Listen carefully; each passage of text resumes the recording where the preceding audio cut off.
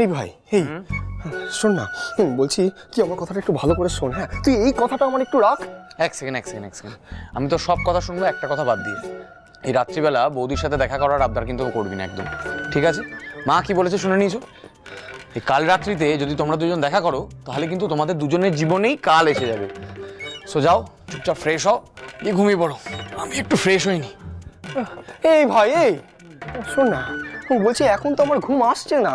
তো জোর করে ঘুমা, কাল অনেক কাজ। সকালবেলা ভাত কাপড়, তারপর বিকেলবেলা বউ ভাত। হ্যাঁ তো মানে তারপর রাত্রিবেলা ফুলসজ্জা। ও, কালকে রাতে তো আমার ফুলসজ্জা। এই ভাই, ভাই শোন না, বলছি আমার না দেবুকে বড্ড দেখতে ইচ্ছা করছে, তাই একবার। আজ না, not even a video call is allowed. আরে ধুর, ভালো লাগে না। এই কাল রাত্রিটা কে আবিষ্কার করেছে বলতো? তার জীবনে না একবারও প্রেম আসেনি, আমি শিওর।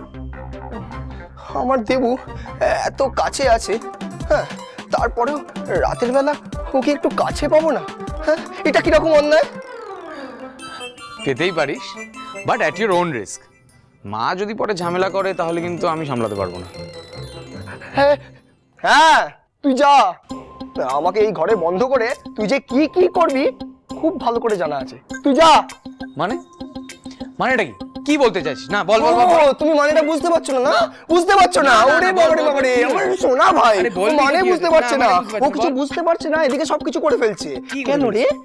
ওরে চোখে চোখে কথা, মনে মনে মিল, হ্যাঁ, তারপরে বাইকে করে ফুরুত করে ঘুরতে যাওয়া, ওরে ওর বাড়িতে চলে যাওয়া। কি হ্যাঁ, কি মনে করিস আমাকে? আমি কি এগুলো কিচ্ছু বুঝি না? কেউ কিচ্ছু বোঝে না? তুই আর রানী যে কি কি করছিস সবাই না সবটা বোঝে। শোন, একদম বাজে বকবি না, তখন থেকে ফালতু কথা বলে যাচ্ছে। I hate girls. রানীর সাথে কেন, আমার কোনো মেয়ের সাথে কিছু নেই।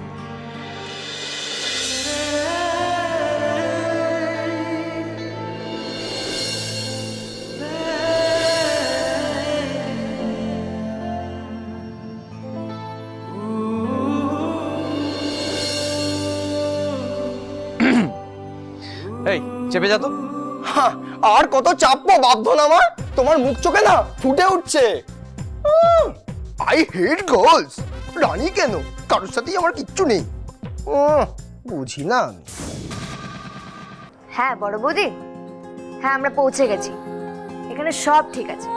জানো বড় বৌদি, বাড়িটা কি সুন্দর, সামনে একটা কি সুন্দর উঠোন, চারিদিকটা গাছপালা দিয়ে ঘেরা, আর এখানে একটা বড় ছাদ আছে নাকি। তুই ঠিক আছিস তো রানী?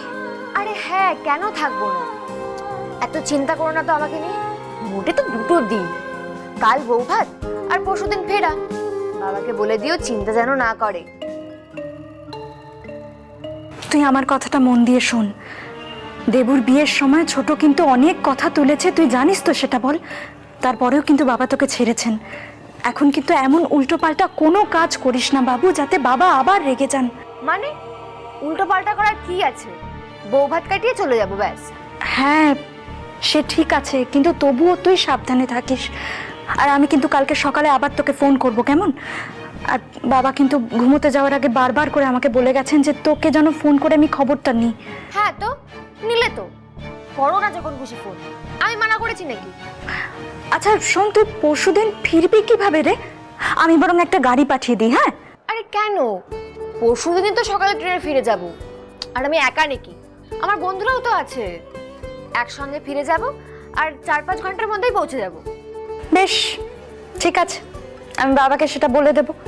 আচ্ছা রানী, দেবুর শ্বশুরবাড়ির লোকজন কেমন রে? তোর সঙ্গে ভালো ব্যবহার করছে তো? আমাদের বাড়িতে বড়দেরকে রেসপেক্ট দেওয়াটা খুব খুব ইম্পর্টেন্ট। তাদের প্রত্যেকটা কথা মানতে হয়। তুমি যদি ভেবে থাকো এই আজকালকার মেয়েদের মতো তর্ক করবে, কথায় কথায় প্রশ্ন তুলবে, সেটা কিন্তু হবে না। হ্যাঁ হ্যাঁ, সবাই খুব ভালো, এরা তো জয়েন্ট ফ্যামিলি, সবাই একসঙ্গে থাকে, জানো কি মিল সবার মধ্যে, সবাই খুব হাসি খুশি থাকে। ভালো হলেই ভালো, কিন্তু তুই একটা কথা আমাকে সত্যি করে বলবি রানী, ওই দেবুর দেওর মানে ওই দুর্জয়, ওর সঙ্গে কি তোর কিছু মানে তোর কি ওকে ভালো লাগে?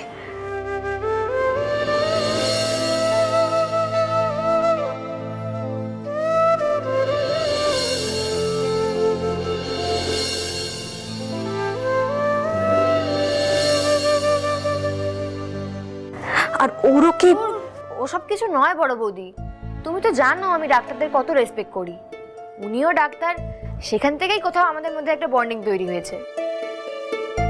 ওনার সঙ্গে আমার কিচ্ছু নেই, উনি দেবুর দেওর, বাস এতটুকুই সম্পর্ক আমাদের মধ্যে। সে যাই হোক না কেন, তুই কিন্তু সাবধানে থাকবি। অত বড় শহরে তো বিশেষ এর আগে কোনোদিনও যাসনি, তাই না?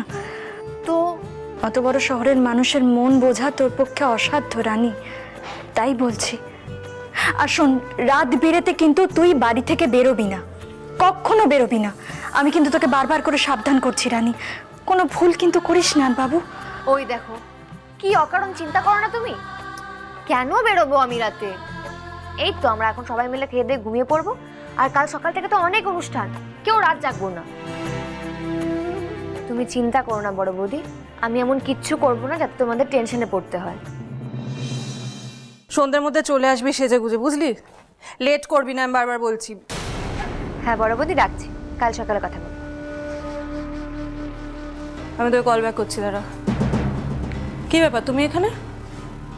বাড়ি থেকে ফোন এসেছিল। তোমাদের তো একটা ঘর দেওয়া হয়েছে, সেখানে কথা বলছো না কেন? এইভাবে অন্য লোকের বাড়িতে কেউ ঘুরে বেড়ায় যেখানে সেখানে? হ্যাঁ, এরপর কি আমাদের ঘরে ঢুকে যাবে নাকি? শোনো, প্রাইভেসি বলে একটা জিনিস থাকে প্রত্যেকের, সেটা নষ্ট করা উচিত না। যাও, ঘরে যাও। আপনি শুধু শুধু আমায় কেন অপমান করছেন বলুন তো পিঙ্কি বৌদি? না মানে আপনার সমস্যাটা কোথায়?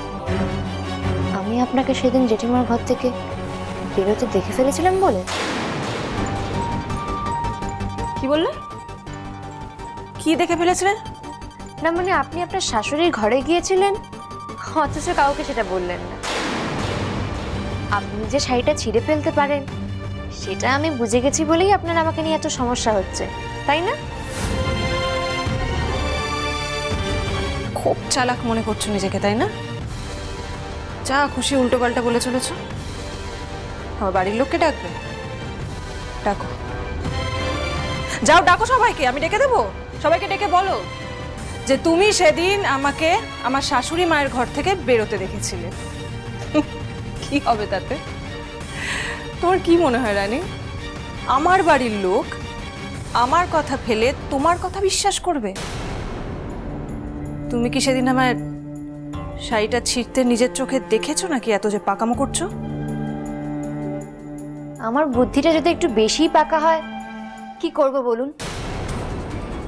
কিন্তু আপনি একটু বেশি রিয়াক্ট করছেন। একটু আগেও দেখুন আপনি বলছিলেন দেবুকে, কিন্তু মিন করছিলেন আমায়। কথায় বলে সাদা মনে কাদা নেই, আপনার তো পুরো মনটাই কাদা। রানী, একদম বেয়াদবি করবেন আমার সঙ্গে। আপনি আসলে জানেন আপনি ভুল করেছেন। আপনার শাশুড়ির শাড়িটা ছেড়ে দেওয়াটা উচিত হয়নি, আর আমি আপনাকে ওই ঘর থেকে বেরোতে দেখে ফেলেছি বলেই আপনি ভয় পাচ্ছেন। আমি কাউকে বলে দিলে আপনার প্রেস্টিজের দফারফা হয়ে যাবে, তাই জন্যই আপনার মধ্যে ডিফেন্স মেকানিজম কাজ করছে। আগে থেকেই তৈরি থাকার চেষ্টা করছেন, যাতে এই কথাটা কখনো সবার সামনে এলে নিজেকে বাঁচাতে পারবেন।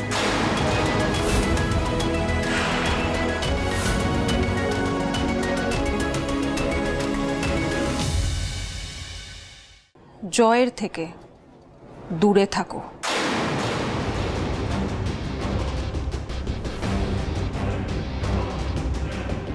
নয়তো ফল ভালো হবে না রানী। আমাদের ভুলে যেতে বাধ্য করো না যে তোমরা কিন্তু আমাদের গেস্ট।